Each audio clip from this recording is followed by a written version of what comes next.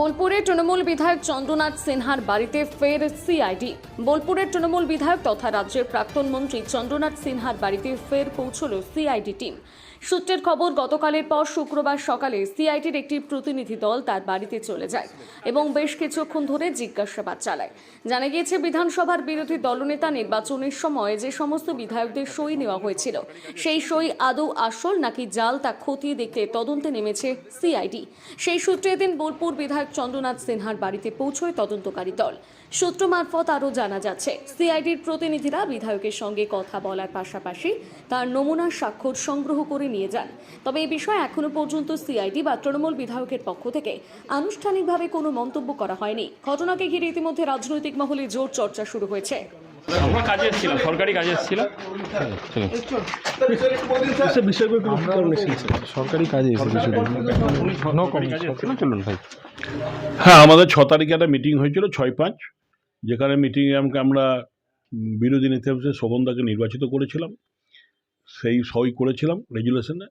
সেই সইটা নিয়ে ওনাদের সন্দেহ হয়েছে, তাই আমাদের সোমেন দাস মহাশয় বলে একজন ব্যক্তি, তা আমার যতদূর মনে হচ্ছে যিনি হচ্ছেন বিধানসভার সেক্রেটারি, তিনি একটা হেয়ারশিট থানায় কেস করেছিলেন যে আমরা যে সই জমা দিয়েছে, শোভনদা যে সই জমা দিয়েছে তার সেগুলো নাকি অরিজিনাল সই নয়।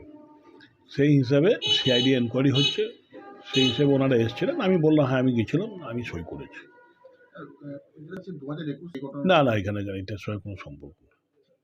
এটা বিরোধী নেতা নির্বাচিত করার। ওরা এসেছিলো কালকে বিকেলে 4:35-এ, তা আমি ছিলাম না।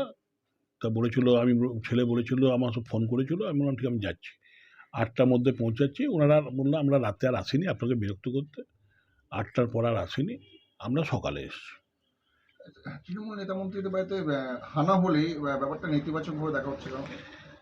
দেখুন, এটা আপনারাই করছেন, মিডিয়া এমনভাবে ফাঁপিয়ে তুলছেন যে যেন মনে হচ্ছে আমাদের বাড়িতে কেউ আসতে এলেই যে একটা আবার এলো,